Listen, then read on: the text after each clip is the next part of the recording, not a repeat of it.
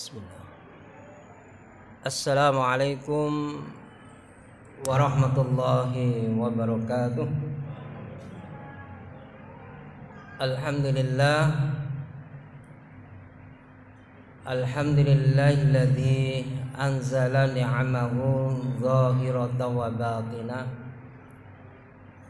Asyhadu an la ilaha illallah wahdahu la syarikalah wa asyhadu anna Muhammadan abduhu wa rasuluhu la nabiyya ba'dah. Allahumma salli wa sallim wa barik ala Muhammadin wa ala alihi wa ashabihi wa man tabi'ahum bi ihsanin ila yaumiddin. Wa qala Allah ta'ala fi kitabil karim, a'udzu billahi minasyaitonir rajim. Ya ayyuhalladzina amanu kutiba alaikumusiyam kama kutiba alal ladzina min qablikum la'allakum tattaqun. Wa qala ta'ala aidan syahrul ramadan alladzi unzila fil qur'an hudan linnas wa bayyinatin minal huda wal furqan. Al-ayah.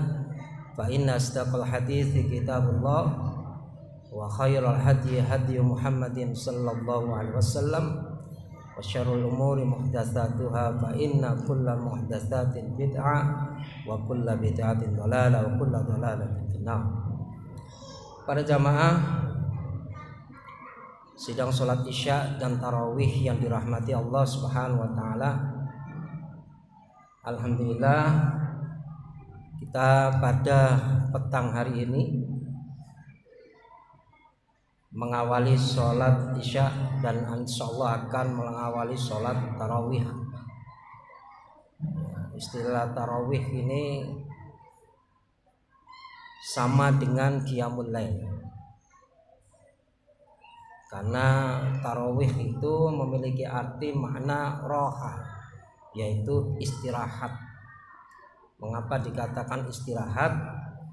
Karena sholat tarawih atau qiyamul lail itu ada jeda waktu antara berdiri yang pertama maupun yang kedua, rakaat atau bilangan rakaat untuk melaksanakan sholat tarawih antara satu dengan yang berikutnya itu harus ada jeda istirahat. Jadi kalau tarawih itu sebagaimana yang kita ketahui ya seperti ini, terus ada jeda istirahat ya, tidak boleh kemudian sebagaimana viral di YouTube ya, sholat tarawih 7 menit. Nah, itu sudah ya, kita tidak ke situ. Kita harus ittiba'us sunnah ala minhajin Nabi sallallahu alaihi wasallam. Jadi kita benar-benar mengikuti tuntunan Nabi sallallahu alaihi wasallam, kembali kepada manhaj Nabi sallallahu alaihi wasallam, yaitu kita melaksanakan sholat tarawih dengan tenang, dengan tumakninah. Nah, itu. Baik para jamaah yang dirahmati Allah Subhanahu wa taala, tema pada malam hari ini yaitu Ramadan mulia itu dikarenakan Al-Qur'an. Jadi bulan Ramadan ini dikatakan bulan yang mulia. Di sana ada maghfirah Allah. Allah Ta'ala turunkan maghfirah, ampunan ya di bulan Ramadan. Itu dikarenakan bulan Ramadan ini karena di dalamnya diturunkan Al-Qur'an. Diturunkannya Al-Qur'an. Maka para jamaah yang dirahmati Allah Subhanahu wa taala, kalau kita mengacu kepada fa'al Nabi, kalau kita mengacu kepada amalan-amalan Nabi Shallallahu Alaihi Wasallam ketika Ramadan tiba dan beliau ada di dalamnya, maka amalan-amalan yang sering dilakukan oleh Nabi Shallallahu Alaihi Wasallam itu adalah menganjurkan untuk memperbanyak membaca Al-Quran, memperbanyak bacaan Al-Quran. Dan bukan hanya memperbanyak bacaan Al-Quran, tetapi yang lebih ditekankan di bulan Ramadan itu adalah kita diminta untuk mengkaji Al-Quran, mentadaburi Al-Quran. Bukan cepet-cepetan untuk khatam. Kalau kita kembali kepada fa'alnya para ulama-ulama salaf terdahulu, sebagaimana di dalam tarikh Imam Malik radhiyallahu taala, itu kalau bulan Ramadan tiba, Imam Malik itu hanya fokus untuk mengkaji Al-Quran. Demikian juga di riwayat lain, Aisyah radhiyallahu anha apabila masuk di dalam bulan Ramadan, Aisyah radhiyallahu anha itu menghabiskan waktunya untuk mengkaji Al-Quran. Jadi sebenarnya ma'asyiral muslimin yang dirahmati Allah Subhanahu wa taala, amalan yang paling agung di bulan Ramadan ini adalah amalan untuk mengkaji, mentadaburi Al-Quran. Itu yang pertama. Kemudian yang kedua, amalan Nabi Shallallahu Alaihi Wasallam di bulan Ramadan itu yang ditekankan juga selain membaca Al-Quran, mengkaji Al-Quran, mentadaburi Al-Quran, amalan yang kedua adalah suka sedekah, suka infak. Suka infak. Hal ini dibuktikan dalam sebuah hadis Nabi Shallallahu Alaihi Wasallam yang diriwayatkan oleh Imam Muslim dengan Imam Al-Bukhari dengan sanad yang sahih. Nabi Shallallahu Alaihi Wasallam diceritakan oleh sahabat Ibnu Abbas radhiyallahu anhu, karena Rasulullah Shallallahu Alaihi Wasallam ajwadun nasi, adalah Nabi Shallallahu Alaihi Wasallam itu orang yang dikenal paling dermawan, paling dermawan. Wa kana ajwadu ma yakunu fi Ramadan hina Jibril yalqahu Jibril. Dan disaksikan oleh sahabat Nabi Shallallahu Alaihi Wasallam, kalau sudah masuk di bulan Ramadan, itu malaikat Jibril menjumpai Nabi Shallallahu Alaihi Wasallam itu sangat amat dermawan, sangat amat dermawan. Bahkan dalam hadis digambarkan oleh riwayat lain, karihal mis, saking dermawannya Nabi Shallallahu Alaihi Wasallam, misalnya lomba dengan balapan dengan angin, Nabi Shallallahu Alaihi Wasallam itu kalau dermawan itu angin itu kalah cepat. Karena Nabi Shallallahu Alaihi Wasallam itu segera mensedekahkan di bulan Ramadan. Kenapa? Karena Ramadan ini Masya Allah malam yang begitu barokahnya. Bahkan Nabi Shallallahu Alaihi Wasallam yalqahu Jibrilu fi kulli lailatin min syahr Ramadan fayudarisuhul Qur'an. Bahkan Nabi Sallallahu Alaihi Wasallam itu kalau di bulan Ramadan, setiap malam bulan Ramadan, malaikat Jibril itu datang kepada Nabi Sallallahu Alaihi Wasallam itu fayudarisul Qur'an. Apa fayudarisul Quran? Itu dari wazan fa'ala yufa'ilu taf'ilan. Kalau kita kembali kepada hukum bahasa, itu memiliki makna bil musyarakah. Fayudarisul Quran, artinya malaikat Jibril dengan Nabi Shallallahu Alaihi Wasallam itu bertemu langsung, itu saling mengkaji Al-Quran, memperdalam Al-Quran. Bukan laki-laki yang mau Quran, tapi perdalam esensi Al-Quran itu pada isinya, pada maknanya. Jadi kalau kita di bulan Ramadan ini, selain kita juga memperbanyak bacaan Al-Quran, jangan lupa dikaji Al-Quran itu, diperdalam. Karena banyak makna-makna yang tersurat di dalam Al-Quran itu yang boleh dibilang kita hampir tidak mengerti. Hampir kita tidak mengerti. Maka perlu di bulan Ramadan ini para jamaah yang dirahmati Allah Subhanahu wa taala buat target, buat planning. Mengapa para jamaah? Karena rubba shaimin la siyamalahu illa al-ju' wal atas.